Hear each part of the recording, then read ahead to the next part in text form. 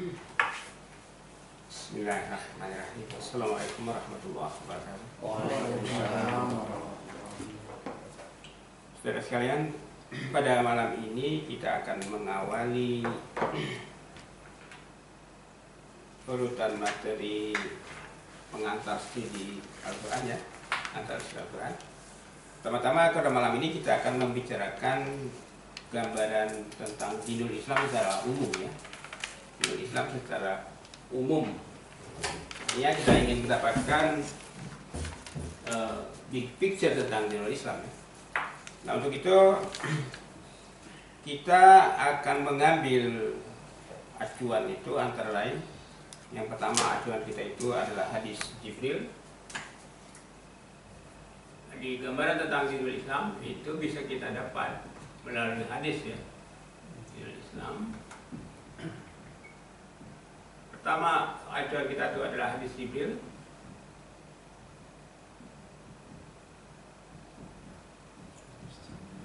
Yang kedua piagam Madinah.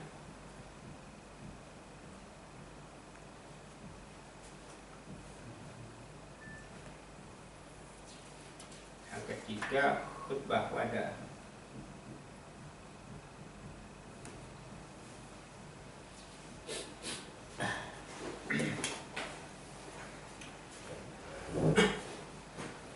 Jadi secara garis besar dulu ya. Garis besar dulu. Apa yang disebut hadis Jibril? Hadis Jibril itu istilah hadis Jibril digunakan untuk menyebut sebuah hadis yang menceritakan kedatangan Jibril dalam bentuk manusia. Jadi pada suatu ketika Nabi berkumpul dengan para sahabat, antara lain yang hadir itu Umar. Sehingga di dalam kitab Muslim, hadis ini narasumbernya adalah anaknya Umar ya. Abdullah bin Umar kalau saya tidak salah. Anak Umar. Iya, anak Umar bin Khattab. Anak Umar bin Khattab menceritakan pengalaman bapaknya ya, menyaksikan hadir dalam satu pertemuan yang pada saat itu datang Jibril. Kemudian Jibril menghilang, lalu Umar ditanya oleh Rasulullah, "Ya Umar, tadri man Israil?" Jadi kata Rasulullah kepada Umar, "Umar, kamu tahu nggak siapa yang bertanya tadi?" Ya? Jadi karena rupanya Jibril datang seolah-olah mengetes Rasulullah gitu kan, seolah-olah. Padahal sebenarnya dia lagi bermain sandiwara gitu kan. Jadi seolah-olah Jibril mengajak Nabi Muhammad bermain sinetron gitu, lalu para hadirin menonton gitu kan. Nah, kemudian ketika dia menghilang, Jibril menghilang. Jadi misterius gitu kan, Jibril itu muncul secara misterius, kemudian hilang secara misterius. Lalu setelah dia memang hilang, Rasulullah bertanya pada Umar, pertanyaannya seperti tadi, "Ya Umar, tadri man Israil?" Umar tahu nggak tadi yang nanya itu siapa gitu. Terus jawab Umar, "Allahu wa rasuluhu a'lam" gitu. Sebetulnya Allah, Rasul dan Rasulnya lebih tahu gitu. Yang tahu gitu kan, saya nggak tahu. Terus kata Rasulullah, ini kata-kata yang penting dari Rasulullah itu, "Innahu Jibril." Jadi yang tak datang bertanya kepada Rasulullah itu adalah Jibril. Nah, terus tujuannya apa datang itu adalah atakum yu'allimukum amra dinakum. Jadi dia itu Jibril, dia datang menemui kalian untuk mengajarkan tentang agama kalian, ya, agama gitu. Nah, tentu yang dimaksud dengan agama kalian itu di sini istilahnya dinul Islam. Dinul Islam ini. Nah, jadi Jibril datang mengajak dialog. Dialognya itu yang pertama yang ditanya oleh Jibril itu tentang Islam, kemudian tentang Islam, kemudian tentang iman, kemudian tentang ihsan ya, kemudian tentang as-sa'ah atau al-qiyamah, kemudian tentang tanda-tanda kiamat. Jadi ada 5 masalah ya di dalam hadis Jibril itu. Nah, yang 5 masalah yang jadi perbincangan di dalam pertemuan antara Jibril dengan Rasulullah itu, kemudian oleh para ulama dirumuskan pertanyaan tentang al-Islam melahirkan ilmu fikih, pertanyaan tentang al-iman melahirkan ilmu tauhid, pertanyaan al-ihsan kira-kira melahirkan ilmu akhlak dan ilmu tasawuf. gitu ya. Saya tidak tahu, ini hanya baru perkiraan saya gitu ya. Tapi yang jelas, yang pertama al-Islam melahirkan ilmu fikih, al-iman melahirkan ilmu tauhid. Kira-kira yang al-ihsan itu melahirkan ilmu akhlak ya. Akhlak plus tasawuf. Kemudian yang keempat as-sa'ah atau al-qiyamah itu melahirkan kitab-kitab yang membahas tentang tanda-tanda kiamat gitu ya. Nah, yang terakhir yang pertama tentang kiamat ya. Tentang kiamat, yang terakhir tentang tanda-tanda kiamat. Jadi yang mau kita bahas di sini adalah terutama kita akan memahami Islam itu, dinul Islam itu akan kita pahami sebagai organisasi ya. Dinul Islam itu akan kita pahami sebagai organisasi.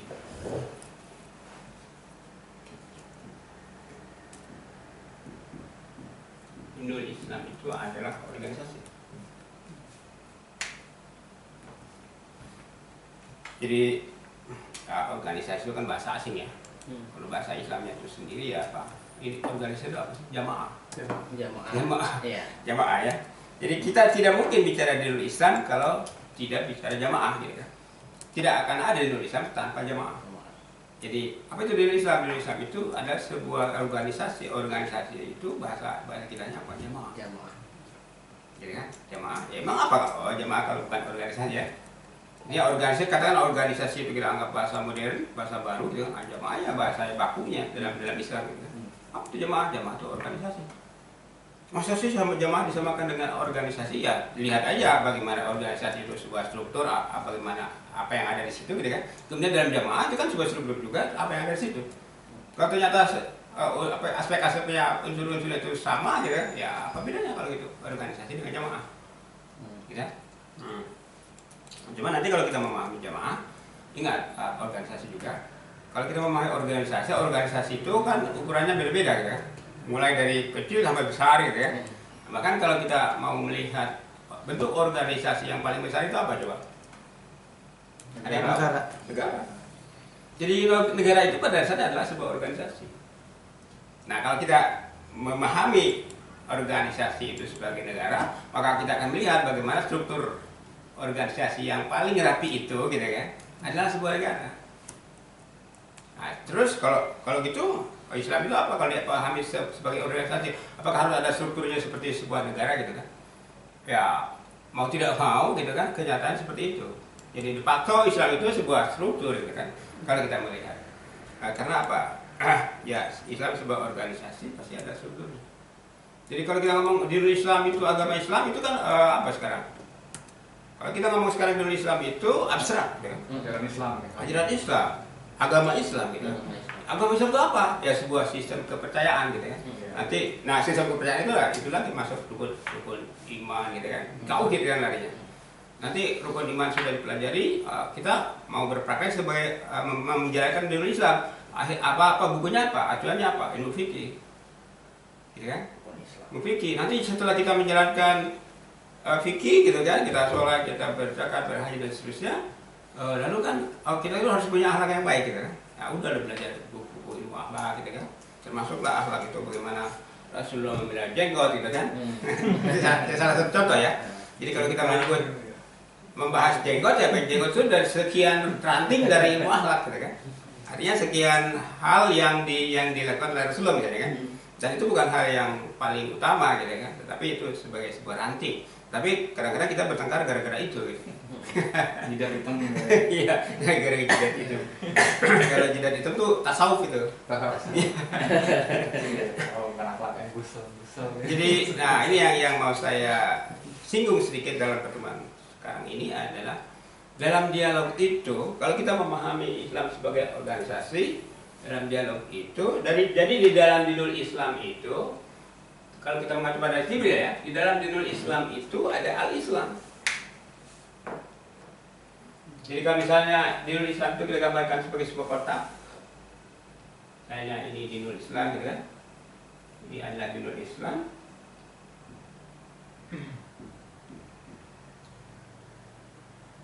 Ini dinul Islam. Nah, di dalam dinul Islam itu ada al-Islam.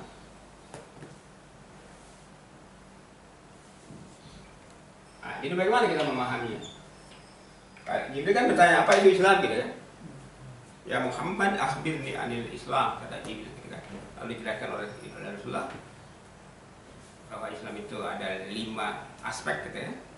Nah, ini para pengajar kita terdahulu itu rupanya entah kenapa ya mereka tidak tahu atau bagaimana bahwa al-Islam di dalam kotak ini berbeda dengan ini, gitu kan?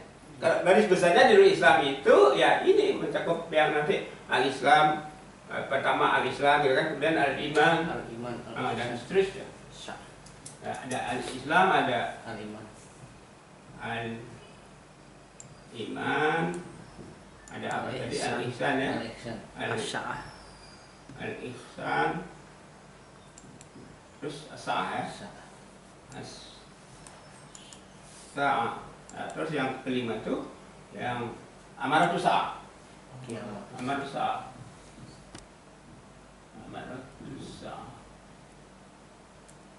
amaratus sa'ah, tanda-tanda kiamat ya, biasa tanda. Nah, yang perlu kita perhatikan ini, karena yang 5 persoalan ini dibahas dalam kerangka dinul Islam, maka boleh nggak kita memisah-misahkannya? Yang pertama ya, boleh nggak kalau ini semua dalam kerangka dinul Islam, pembahasan dinul Islam yang kata Rasul tadi, innahu Jibril atakum yu'allimukum amra dinakum ya. Jadi kalau perkara dinul Islam itu, ini artinya yang 5 itu ada dalam kerangka dinul Islam, boleh nggak kita memisah-misahnya? Tidak boleh. Tidak boleh seharusnya gitu ya. Karena ini adalah dalam perkara sebuah sistem. Sebuah sistem. Nah, lantas bagaimana? Nah, nanti yang paling mengganjal dalam masalah ini adalah pada saat kita memahami istilah sa'ah ya. Pada saat kita memahami istilah sa'ah, coba perhatikan, as-sa'ah itu secara harfiah, as-sa'ah itu saat, waktu. Saat ya. Ini kan kita jam dari bahasa Arab ya, saat. Apa saat? Ya waktu. Waktu apa? Bahasa apa waktu? Identitas. Bahasa Arab juga gitu ya. Saat, waktu itu kita pinjam dari bahasa Arab. Zaman. Zaman. Zaman dari bahasa Arab juga. Nah, bahasa kitanya apa dong? Bahasa kitanya apa? Nggak punya. Nggak punya. Ada masa. Masa, oh ya. Masa. Nah, ini bahasa Indonesia. Ayam. Masa. Saat, waktu, zaman, masa. Nah, jadi intinya adalah ketika Jibril bertanya tentang Islam dijawab oleh Rasulullah, bertanya tentang iman dijawab oleh Rasulullah, tentang ihsan dijawab oleh Rasulullah.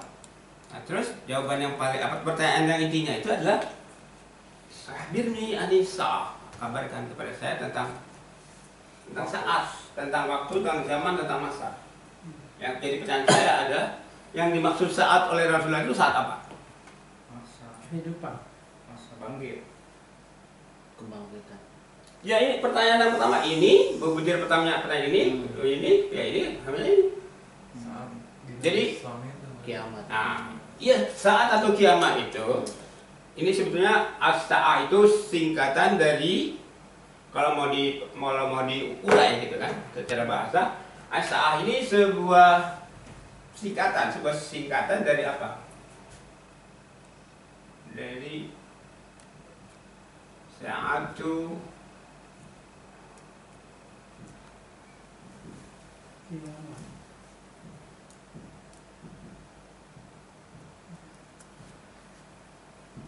apa? Sa'atu qiyamati dinil Islam. Dinil Islam. Saat kebangkitan. Islam. Satu kiamat di dinil Islam. Cuma disingkat menjadi as-sa'ah. Kenapa disingkat? Ya karena antara Muhammad dengan Jibril kan sudah terjadi dialog panjang. Wahyu sudah turun berulang-ulang gitu kan. Mereka sudah sama-sama paham. Sudah sama-sama mengerti gitu kan. Makanya ketika dalam konteks sa'ah ini, ketika Jibril bertanya, ya Muhammad akhbirni anis sa'ah. Jawaban Muhammad itu diplomatis. Ma'al mas'ulu bi'a'lam nasail. Yang ditanya ini tidak lebih tahu dari yang bertanya. Nah, bagaimana kita memahaminya? Ada kata itu. Ma'al mas'ul bi'a'lam nasail. Yang ditanya ini tidak lebih tahu dari yang bertanya. Kalau Nabi Muhammad tidak lebih tahu dari Jibril, artinya apa? Nggak ada yang pada tahu. Artinya apa? Jibril nggak tahu. Jibril lebih tahu, Muhammad kurang tahu, kan? Iya. Tapi kan tidak lebih tahu. Coba perhatikan. Yang ditanya ini tidak lebih tahu dari yang bertanya. Apa artinya? Artinya Apa Muhammad kurang tahu, Jibril lebih tahu? Bukan begitu logikanya. Iya. Muhammad Tahu. tapi tidak lebih tahu dari yang bertanya. Berarti apa? yang bertanya juga tidak tahu. Bukan tidak tahu dong. Coba perhatikan. Yang ditanya ini tidak lebih tahu dari yang bertanya. Yang bertanya tahu, yang ditanya tahu. Pengetahuannya, masalah pengetahuannya atau seimbang atau ada yang tinggi rendah? Sama. Tidak lebih tahu. Tidak lebih. Saya tidak lebih tinggi dari ibumu. Maksudnya apa? Tidak Setara. seimbang. Sama. Sama dong. Setara. Iya kan? Saya tidak lebih tinggi dari dia. Sebaliknya kalau dipakai istilah pendek, kamu tidak lebih pendek dari saya. Oh iya. Ya kan? Berarti sama-sama tahu. Ya, itu diplomatis. Ya pokoknya diplomatis. Jadi perhatikan, ketika Nabi bertanya soal waktu, gitu kan, jawabannya diplomatis. Tidak dijawab langsung, tapi dengan jawaban yang mengundang pertanyaan, yang apa ya, mengajak kita merenung, gitu kan. Pertama jawabannya itu, yang ditanya ini tidak lebih tahu dari yang bertanya. Jadi kesimpulan kita logikanya secara bahasa, yang ditanya tahu, yang bertanya tahu. Kalau pakai pepatah bahasa Indonesia, sudah tahu cendana pula. Nah, Udah tahu nanya tanya lagi. pula. Berarti kan kita udah sama-sama tahu. Iya. Ngetes lah. Nah, bukan ngetes, ini kan lagi ngajar kan. Jadi Jibril dialog dengan Nabi Muhammad itu untuk mengajar hadirin. Nah, jadi iya, yang ditanya kalau lebih tahu berarti kita sama-sama tahu lah itu, gitu kan. Nah, terus kata Jibril berikutnya adalah kalau memang demikian akhbirni an amaratiha. Kalau memang demikian, ceritakan kepada saya, kabarkan kepada saya, terangkan kepada saya tentang tanda-tandanya. Gitu kan? Jadi kalau sahnya sudah tahu gitu ya. Kalau sahnya Nabi tidak bisa menjawab, itu kan cara menolak secara halus juga kan. Ditanya soal saat, soal waktu, itu mah kita udah sama-sama tahu. Artinya apa? Jadi jangan bahas waktu. Kalau kita mau bicara kapan tegaknya Islam, kapan tegaknya iman, kapan tegaknya ihsan, jangan tanya soal waktu. Gitu kan? Loh, kalau nggak boleh bertanya soal waktu, bolehnya tanya apa?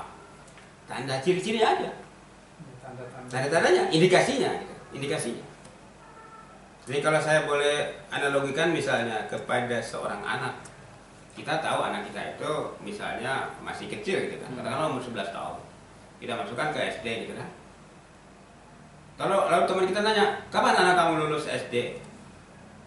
Jawabannya itu bisa kan? Kalau itu bisa dijawab nggak? Bisa ya? Bisa. Ya kalau sudah masuk kelas 6 kemudian dia ujian ya Lulus gitu kan. Jadi kira-kira bisa disebut tanggal bulan tahunnya bisa nggak? Bisa. Bisa.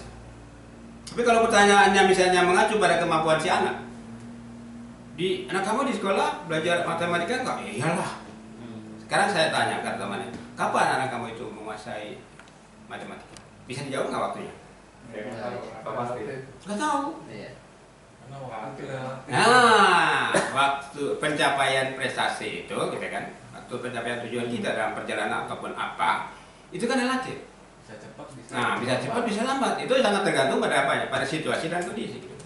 Pada juga pada minat kita, pada semangat kita, pada modal kita juga barangkali ya. Nah, seperti itu. Jadi di sini yang mau kita simpulkan adalah kalau kita ditanya tentang kapan Islam tegak, kapan iman tegak, kapan Islam tegak, ditanya waktunya, kita nggak bisa menyebut. Apa pasti ya? Nggak tahu pasti ya Nabi Muhammad ada jawabannya kayak itu. Tapi kalau indikasinya, indikasi Islam tegak, gitu kan?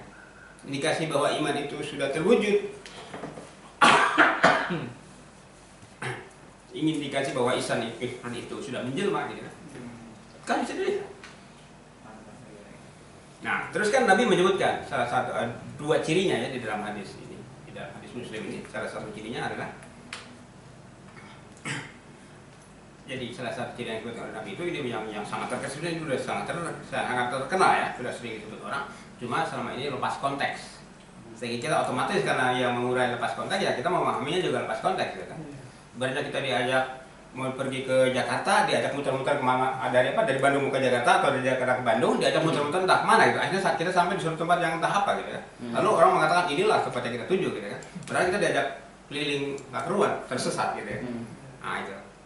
Jadi salah satu yang disebutkan oleh Nabi itu kan cirinya adalah kalau seorang budak perempuan sudah melahirkan anak tuannya, nah itu salah satu cirinya kan. Dan kali dari amatu rabbah. Jadi kalau kata Rasulullah salah satu tandanya itu kalau seorang ammah itu kebalikan dari abdul. Jadi kalau abdul budak laki-laki, kalau ammah itu adalah budak perempuan. Jadi kalau seorang budak perempuan sudah melahirkan anak tuannya, nah itulah salah satu tandanya gitu ya. Nah sekarang kita tanya. Ini saya dapat jawaban dari kecil misalnya, sejak saya kecil misalnya saya selalu ingat jawaban tentang cerita ini ya, bahwa tanda-tanda kiamat itu salah satunya adalah kalau seorang budak sudah melahirkan anak tuannya. Lalu diceritakan kepada kita kalau seorang tuan yang punya pembantu gitu kan sudah memperkosa pembantunya gitu. Wah itu tanda-tanda kiamat. Itu saya dengar sejak saya kecil gitu kan. Katakanlah kalau misalnya saya mendengarnya itu di umur 15 tahun misalnya kan, sekarang umur saya udah 55 misalnya kan, udah berapa tahun saya dengar? 40 tahun. Jadi selama 40 tahun saya mendengar cerita itu gitu kan, kiamatnya nggak jadi. Artinya kehadiran dunia itu nggak muncul gitu. Itu saya 40 tahun yang lalu. Coba bagaimana orang tua kita, orang tua kita lagi yang katakanlah nggak jauh 50 tahun setelah Nabi wafat misalnya kan, ini dapat jawaban itu. Wah sampai 15 abad kita belum ketemu itu yang namanya kiamat, kehadiran dunia itu kan. Tanda-tandanya nggak lama-lama. Tandanya barangkali ya budak perempuan diperkosa melahirkan itu sudah sering gitu kan. Cuma nggak jadi, zamannya nggak jadi ya. Iya zamannya nggak jadi. Begitu juga ketika jawabannya keduanya itu. Jadi antar khutbatal uratal ala tari'a saya tatawaluna fil bunyan itu kan jadi gambarnya kira-kira kalau anak yang pertama budak perempuan dengan anak tuanya, yang kedua itu kalau kamu lihat orang yang biasa kemana-mana itu nyeker, pakaian compang-camping gitu kan. Pada saat itu dia sudah berlomba-lomba, dia atau mereka gitu kan, sudah berlomba-lomba membuat bangunan yang tinggi, membuat gedung tinggi-tinggi gitu kan. Nah, kalau tanda yang ini kayaknya jarang kelihatan ya. Tadi Iman cerita tentang tentang anak tukang beca jadi apa? Jadi lulusan terbaik di UGM. Nah, dapat beasiswa. Baru-baru ini kita mendengar cerita ada anak tukang beca menjadi lulusan terbaik UGM. Cewek itu ya. Kalau itu 1001 gitu kan, itu 1001. Tapi ada juga yang begitu ternyata gitu kan. Nah, cuma misalnya apakah kalau itu dijadikan juga sebagai indikasi untuk hancurnya dunia ini gitu kan? Hal-hal seperti itu kan ternyata Dulu juga ada. dari dulu ada dan kiamatnya hancurnya dunia itu belum jadi juga. Ya. Tapi bagaimana kalau kita memahami tadi itu? Teka-teki apa? Rahasia apa di balik kata-kata Rasulullah? Kalau kamu sudah melihat seorang budak perempuan melahirkan anak tuannya, ini kan untuk menjawab kapan saatnya tegak Islam, iman, ihsan itu gitu kan? Iya. Kapan? Kalau kamu sudah melihat anak perempuan melahirkan anak tuannya, budak perempuan melahirkan anak tuannya, itulah tanda tegaknya Islam, tanda tegaknya iman, tanda tegaknya ihsan. Artinya Islam sebagai sebuah organisasi itu sudah terwujud menjadi kenyataan, ya kan? Di Nur Islam ini sudah terwujud menjadi sebuah kenyataan. Salah satu cirinya kalau Budak perempuan melahirkan anak tuannya. Anak majikannya. Apa? Oke, di balik ini. Coba ingat. Kalau Islam sudah tegak, ajaran Islam sudah ditegakkan oleh katakanlah oleh semua orang dalam tanda kutip gitu kan, semua orang di lingkungan kita gitu ya. Kira-kira ada nggak sebutan budak tuan? Ada nggak derajat budak perempuan? Nggak ada. Nah kalau pada masa lalu si laki-laki katakanlah menjadi tuan dari seorang anak perempuan yang di sini kan ya, dia tuannya, dia budaknya. Ketika ajaran Islam itu tegak, kira-kira masih ada nggak sebutan itu? Saya tuan kamu budak saya, ada nggak? Nggak ada. Jadi yang ada apa? Kalau Islam sudah tegak, yang ada apa? Satu ini. Derajat tuan tidak ada, derajat budak tidak ada. Dari itu yang terwujud apa? Persamaan derajat, persaudaraan dalam apa? Persaudaraan dalam iman, persaudaraan dalam Islam. Kalau gitu, nah ketika mereka menikah, yang menikah ini antara tuan dengan budak enggak? Tidak, yang menikah itu adalah si muslim dengan si muslimah, mukmin dengan mukminah gitu kan, muhsin dengan muhsinah gitu. Nah, setelah mereka menikah, mereka ada anak. Yang lahir itu anak siapa? Anak budak atau anak tuan? Dua-duanya. Ya anak si muslimah itu gitu kan. Tetapi kalau pakai bahasa bahasanya pakai bahasa sebelum Islam itu tegak, jadi seolah-olah si istri itu melahirkan anak tuannya, seolah-olah gitu kan. Padahal itu bukan tuannya lagi. Jadi kesimpulannya apa? Islam itu tegak, iman itu tegak, ihsan itu tegak, organisasi Islam sebagai organisasi itu tegak kalau persamaan derajat sudah terwujud. Kalau diskriminasi kelas sudah tidak ada, kalau diskriminasi gender sudah tidak ada, itulah salah satu ciri tegaknya Islam. Jadi kalau gitu tujuan Islam diturunkan untuk apa? Untuk melenyapkan diskriminasi kelas, diskriminasi gender. Itu yang pertama. Masuk akal nggak? Masuk. Bukan soal masuk akal tidak gitu kan, tapi ini kenyataan nggak gitu kan? Bahwa ide Islam itu seperti itu. Bahwa Islam diajarkan untuk membebaskan manusia dari perbudakan, dari penghinaan atas manusia lain karena dia miskin, karena dia nggak punya duit gitu kan? Nah di situ. Jadi apa intinya? Dinul Islam itu tegak, bukan jangan tanya kapannya gitu. Kalau sudah lenyap diskriminasi kelas, diskriminasi gender, pada saat itulah Islam tegak. Kapan ya? Nggak tahu gitu kan. Tergantung apanya. Tergantung kemauan si budak dan si tuan ini gitu kan. Tergantung kemauan kita. Mau nggak kita melenyapkan itu? Tidak ada penindasan. Nah, itu tanda yang pertama. Tanda yang kedua, kalau tadi dari sudut pandang apa itu diskriminasi ya, atau kalau bahasa sekarang itu pengkastaan gitu ya. Jadi lenyapnya pengkastaan berarti kalau pengkastaan sudah lenyap berarti Islam tegak. Berikutnya ini tinjauan ekonomi. Kalau orang yang tadinya gembel kemana-mana bajuannya compang camping, pada saat itu kan sudah mampu dia mendirikan rumah, gedung tinggi-tinggi. Ini artinya apa? Ini artinya kesejahteraan sudah terwujud. Jadi dinul Islam sudah melahirkan kesejahteraan, bukan pemerataan kemakmuran ya. Kalau pemerataan itu nggak bisa gitu. Karena manusia itu nah ingat, perhatikan, ini kebanyakan sekarang manusia miskin itu terjadi karena miskin itu karena struktur. Sehingga sebetulnya orang miskin itu kebanyakan miskin secara struktural. Karena adanya kelas-kelas dalam masyarakat, karena ada pengkastaan, maka ada orang yang begitu lahir itu ya sudah ditakdir oleh menjadi miskin gitu kan. Sudah ditakdirkan menjadi miskin oleh apa ditakdirkannya? Oleh struktur, oleh struktur yang di sistem yang berlaku dalam masyarakat itu. Sehingga kalau anak orang miskin nggak bakalan lah dia nggak punya akses ke pendidikan. Otomatis kalau tidak punya akses ke pendidikan ya tidak punya akses ke pilihan ke ekonomisnya gitu kan, apa derajat ekonomisnya. Hanya terjadi misalnya 1.000.000 ada anak tukang beca dapat beasiswa. Itu kan peristiwa bisa dibilang 1.000.000 enggak? Orang enggak ada 1.000.000 cuma satu-satunya gitu kan di antara 250 juta orang Indonesia.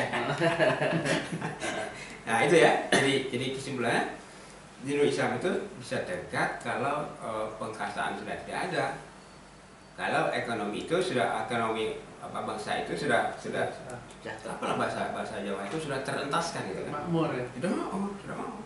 Jadi tujuan Islam itu untuk apa? Ya untuk menghilangkan diskriminasi supaya kita bisa hidup makmur bersama. Kembali kalau bicara soal kemiskinan itu terjadi di seluruh dunia dari dulu sampai sekarang karena faktor struktur, sehingga ada istilah miskin struktural gitu ya. Iya. Nah, itu yang dihilangkan oleh Islam. Itu yang bisa dihilangkan oleh Islam kalau kita mau. Tetapi ada lagi kemiskinan yang memang tidak bisa dihilangkan. Kemiskinan karena manusia jompo cacat misalnya fisik. Nah itu memang yang ya, kalau dalam bahasa undang-undang kita kan dipelihara oleh negara. Itu memang mereka nggak bisa berbuat apa-apa kan, lumpuh, cacat macam-macam gitu kan, servis. Nah itu memang pemikiran seperti itu yang justru harus dipikirkan oleh negara. Jadi itu ya. Jadi jelas dong kalau gitu hadis Jibril ini menggambarkan bagaimana tujuan Islam itu diajarkan.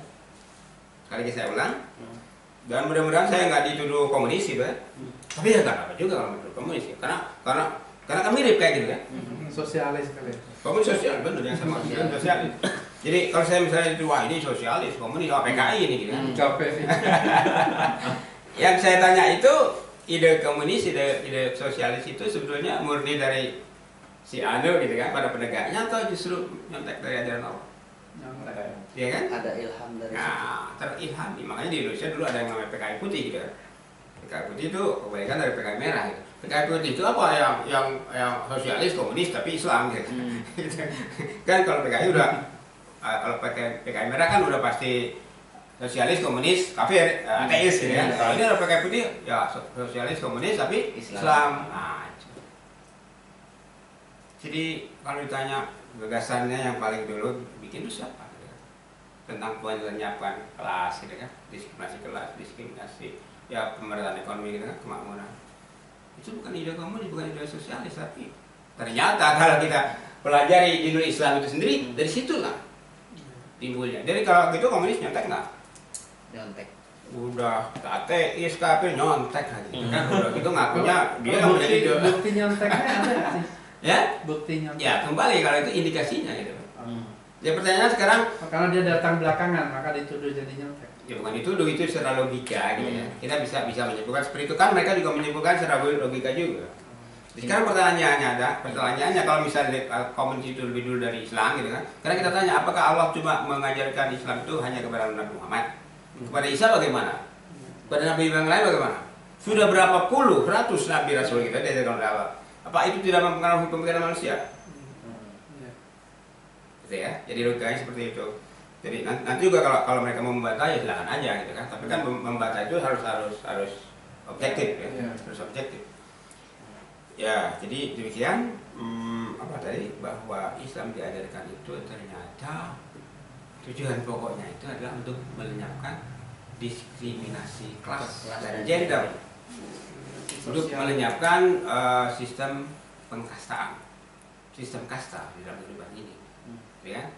Nah, berikutnya adalah supaya Islam itu diwujudkan dapat dengan ajaran Islam itu kemiskinan bisa teratas sih, gitu kan? Kemiskinan struktural bisa dihilangkan. Kecuali kemiskinan yang apa? Kalau kebalikan dari itu apa? Miskin apa itu? Miskin karena nasib atau takdir dalam tanda kutip gitu kan? Iya kan? Bahwa dia lahir dalam keadaan cacat misalnya kan, buta, tuli, lumpuh, wah udah memang salah satu ujian bagi yang normal untuk memperhatikan mereka. Itu ya, itu yang pertama. Kemudian yang kedua itu, jadi acuan yang pertama saya maksud itu, acuan kita yang pertama untuk mengetahui apa itu Islam itu adalah hadis Jibril yang gambarnya seperti itu. Kemudian yang kedua itu adalah piagam Madinah. Apa itu piagam Madinah? Nah, yang perlu diperhatikan pertama itu piagam Madinah itu seperti dikatakan oleh Nabi Muhammad di dalam teksnya itu kan teks yang ditulis oleh Nabi Muhammad kira-kira pada tahun kedua setelah hijrah. Jadi nulisnya itu di Yasrib ya. Nah, jadi yang perlu diperhatikan itu Nabi Muhammad setelah berdakwah 13 tahun di Makkah, hijrah ke Yasrib, terjadi perang Badar. Jadi perang Badar di tahun kedua kira-kira. Jadi Rasulullah diserang oleh pasukan Abu Sufyan. Nah, kemudian setelah menang kembali ke Yasrib. Nah, pada saat itulah kira-kira Yasrib itu diubah namanya menjadi Madinah. Dengan catatan Madinah itu adalah isim makan ya, kalau dalam bahasa Arab isim makan itu kata yang berhubungan dengan tempat. Jadi isim makan itu tempat tegaknya sebuah gagasan gitu ya. Kayak masjid itu kan isim makan apa? Masjid itu tempat orang bersujud atau tempat orang menyatakan kepada Tuhan gitu. Nah, Madinah ini adalah tempat tegaknya din. Dinnya din apa? Islam. Ya, pasti gitu kan. Tempatnya din Islam. Jadi Madinah itu adalah tempat tegaknya din Islam. Atau dengan kata lain Madinah itu adalah wadah bagi din ya. Jadi ada din, ada Madinah. Tempatnya itu Madinah. Ada dinun, din apapun ya. Ingat, ini din apapun, ada din, ada Madinah.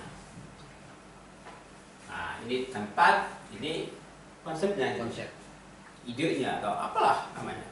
Kalau waktunya boleh dibilang Yaumiddin nggak? Iya, waktunya Yaumidin. Kalau tempatnya? Ya kalau tempatnya Madinah, waktunya Yaumidin. Nah, itu tadi yang dijawab. Tapi kalau waktu nggak usah dibahas deh. Gitu kan. Nah, yang penting itu indikasinya tadi kan. Jadi itu ya, Piagam Madinah itu menyatakan bahwa dinul Islam itu menjelma menjadi sebuah sistem di mana di Yasrib.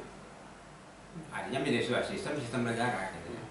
Di Yasrib dan Piagam Madinah itu kan diakui oleh sebagian peneliti bahwa itu merupakan konstitusi modern yang itu ditulis di zaman jahiliyah gitu ya.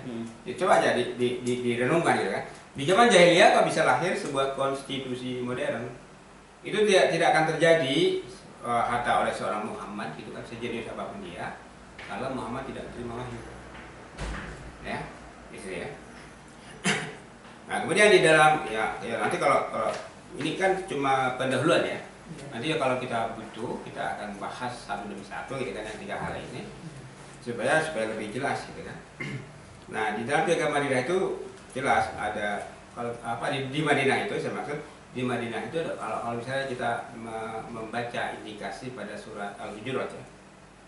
Hujurat itu jamak dari hujuratun. Jadi hujurat itu kamar-kamar. Kalau hujurat itu sebuah kamar, hujurat itu kamar-kamar. Jadi di dalam Madinah itu ketika Madinah menegakkan di situ tegak dinul Islam, di situ ada kamar-kamar. Apa kamar-kamar yang dimaksud? Kita menggunakan istilah kamar itu dari bahasa apa? Dari bahasa Belanda. Di dalam sistem pemerintahan Belanda itu yang namanya eksekutif, Misi kali gitu. Majelis rendah, majelis tinggi. Legislatif. eksekutif, legislatif itu ada kamar-kamarnya. Disebut kamar-kamar. Jadi kalau di Inggris itu ada kamar itu house. Coba kalau kita memahami sekarang, kamar itu sebuah ruangan gitu ya. Room itu adanya di mana? Dalam sebuah house gitu ya. Nah, di Inggris itu sistemnya adalah ada House of Lords, ada House of Commons. House of Lords itu adalah lembaga bangsawan. House of Commons ini lembaga DPR. Common itu kan yang dimaksud rakyat. Umum. Jadi kalau Lord itu para bangsawan, Common itu manusia biasa gitu kan, rakyat. Jadi ada lembaga bangsawan, ada lembaga rakyat. Kalau sekarang di Indonesia ada eksekutif misalnya apa? DPR itu masuknya ke perwakilan rakyat, ke House of Commons itu. Tidak apa? Bukan apa? Benar ya, ada eksekutif, ada legislatif. Nah, dari surat Al-Hujurat itu mengisyaratkan bahwa di Madinah itu ternyata ada kamar-kamar, ada lembaga-lembaga atau ada apa? Kalau kita pahami misalnya secara lain juga bisa misalnya. Trias politika itu. Ya entahlah apa istilahnya. Yang penting itu ada semacam kalau mereka kalau acuannya trias politika ada pembagian kekuasaan ya. Pembagian kekuasaan. Nah, pembagian kekuasaan itu kalau di Inggris ada House of Lords, ada House of Commons. Kalau di Belanda istilahnya pakai kamar. Udah cuy ada kamar atau apa saya lupa. Ya itu sudah menjadi istilah kamar itu sudah tidak jadi Indonesia. Ya sudah Indonesia kan dia ada kamar dagang segala macam. Ya di ruang kan. Ada sekretariat. Iya ada sekretariat atau ada lembaga gitu. Bahasanya lembaga lah. Lembaga eksekutif dan lembaga legislatif gitu. Yudikatif. Nah, itu yang maksud kamar itu. Kalau kita perbandingannya itu adalah trias politika gitu ya. Nah, jadi Piagam Madinah itu menegaskan bahwa di sana ada kamar-kamar dan tanda kutip ya. Kalau kita misalnya katakanlah kita renungkan kenapa di dalam Al-Quran itu ada surat Al-Hujurat, surat kamar-kamar apa dimaksudnya gitu ya? Surat Al-Hujurat itu kan surat Madinah, surat Madani. Bukan Makkiyah. Iya bukan Makkiyah. Jadi itu mengisyaratkan bahwa Nabi menegakkan sebuah negara di sana, di situ ada kamar-kamar. Nah kalau mau diteliti dilihat dari segi manusianya, di sana itu ada kelompok mukmin. Siapa kelompok mukmin itu? Nabi Muhammad, para muhajirin, ansor. Ada kelompok Yahudi. Yahudi itu berbagai suku. Ada Yahudi itu ada Quraidah, Bani Nadir dan lain-lain. Kalau Nasrani saya kurang yakin ada di Madinah atau enggak ya. Karena di dalam sejarah yang dominan itu Yahudi. Yahudi. Nah, selain itu ada orang musyrik. Nah, di dalam Piagam Madinah itu ada penegasan bahwa mereka, baik itu orang Arab yang misalnya ikut hijrah karena banjir aja gitu, seperti ikut banjir gitu kan, ikut-ikutan aja. Kan ada hijrah karena cewek, karena cari ekonomi lah, sumber ekonomi baru misalnya kan gitu kan. Nah, itu oleh Rasulullah mereka dibolehkan untuk menjalankan tradisi mereka masing-masing. Termasuk Yahudi, ya silakan mereka mau beribadah sesuai dengan agama mereka gitu kan. Itu tidak diganggu. Artinya diberi waktu, diberi ruang gitu kan. Nah, itu yang barangkali yang dimaksud dikasih kamar itu ya, dikasih ruang. Salah satu pengertiannya seperti itu. Nah, jadi tapi dengan syarat Sekat-sekat. iya dikasih wilayah domain masing-masing gitu kan. Iya. Nah, tetapi dengan syarat bahwa yang menjadi kepala negara adalah Rasulullah. Ya kan? Sistem yang berlaku adalah Quran. Jadi intinya gagasan tegaknya Madinah seperti itu. Jadi nanti Madinah itu sebuah wadah tegaknya di Islam dengan catatannya otomatis di Islam berlaku di situ gitu kan. Kepala negaranya harus mukmin gitu kan. Nah, ini kan gagasannya kalau kita melihat ke situ ini gagasan ini bagus gitu kan. Bagusnya bagi siapa bagusnya? Dari sudut pandang siapa? Dan bagi sudut pandang kita. Kalau sudut pandang orang kafir tetap aja mereka merasa rugi gitu kan karena tidak dominan ya. Nah, di situ. Tapi intinya di Madinah itu karena kalau kita menyebut berbagai agama dibolehkan hidup gitu kan, orang-orang yang tidak diganggu, bahkan kata Rasulullah katakanlah siapa yang menyakiti mereka berarti menyakiti saya gitu. Berarti kan mereka dilindungi secara baik gitu. Tapi kan kemudian terjadi pengkhianatan yang dilakukan oleh Yahudi ya, sehingga Yahudi yang diusir, yang diperangi itu karena mereka berkhianat. Jadi itu secara sepintas gambaran tentang Piagam Madinah. Jadi dinul Islam yang diajarkan secara perlahan-lahan itu pada akhirnya menjadi sebuah sistem mendukung tegaknya sebuah negara. Nah, ini gambaran sepintas saja dari saya bahwa kalau ada orang bertanya apa di dalam Islam itu ada konsep negara, ya kalau nggak ada tidak akan lahir itu Piagam Madinah, tidak akan lahir juga negara yang bernama Madinah. Emang Madinah apa kalau bukan negara gitu? Ya. Ya berikutnya Haji Wada. Jadi aturan kita itu hadis Jibril, Piagam Madinah, khutbah wada, bukan haji wada, khutbah wada. Jadi dalam khutbah wada itu, ini khutbah wada itu khutbah perpisahan ya, perpisahan menjelang Nabi wafat. Ini kalau kita baca khutbahnya itu, wah itu kita bisa nangis ya, pendahuluan dari Rasulullah itu, kita bisa nangis. Jadi sedih lah gitu kan. Tapi intinya di situ adalah bahwa misalnya setan sudah tidak berdaya, ya kan? Kok bisa setan tidak berdaya? Di Islam sudah menjadi sebuah sistem. Jadi bisa nggak kita menaklukkan setan secara yang buat dia tidak berdaya? Bisa. Gitu. Ternyata Rasulullah mengatakan seperti itu. Jadi pada saat ini setan sudah tidak berdaya. Terus ada satu cerita yang saya baca itu. Nabi bertanya kepada para jamaah yang ada pada waktu itu, sekarang siapa di antara kalian yang masih miskin? Ya, coba kita hubungkan dengan hadis Jibril tadi ya. Siapa di antara kalian yang masih miskin? Tunjuk tangan. Nggak ada yang ngaku. Nah, tapi kan nggak ada yang ngaku ini nanti orang bisa membantah, mungkin mereka malu macam-macam gitu kan. Tapi kalau mereka malu kan yang lain pasti tahu dong, tetangganya, temannya gitu kan. Masa diam aja? Artinya ya ini sudah katakan masyarakat sudah cerdas semua misalnya kan, rata-rata sudah cerdas dan mereka sudah terbuka gitu kan. Tidak mungkin lagi mereka menutupi sesuatu gitu kan, tidak langsung bertanya. Nah, jadi kalau ternyata pada saat itu asik banget ya. Pada saat itu sudah nggak ada orang miskin gitu kan. Ada yang paling tidak warga Madinah gitu kan. Kan yang pergi haji kan warga Madinah ya.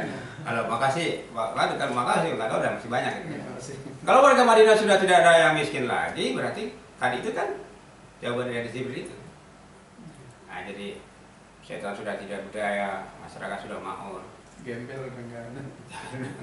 Udah pakai baju bagus. Udah bikin rumah sendiri. Sudah bikin gedung. Terus. Jadi, ini yang paling inti itu, misalnya, inakum min Adam. kalian itu semua dari Adam. Wa Adam min turab. Kata Rasulullah, tidak ada perbedaan antara orang Arab dengan orang Ajam. Orang Arab tidak lebih baik dari Ajam.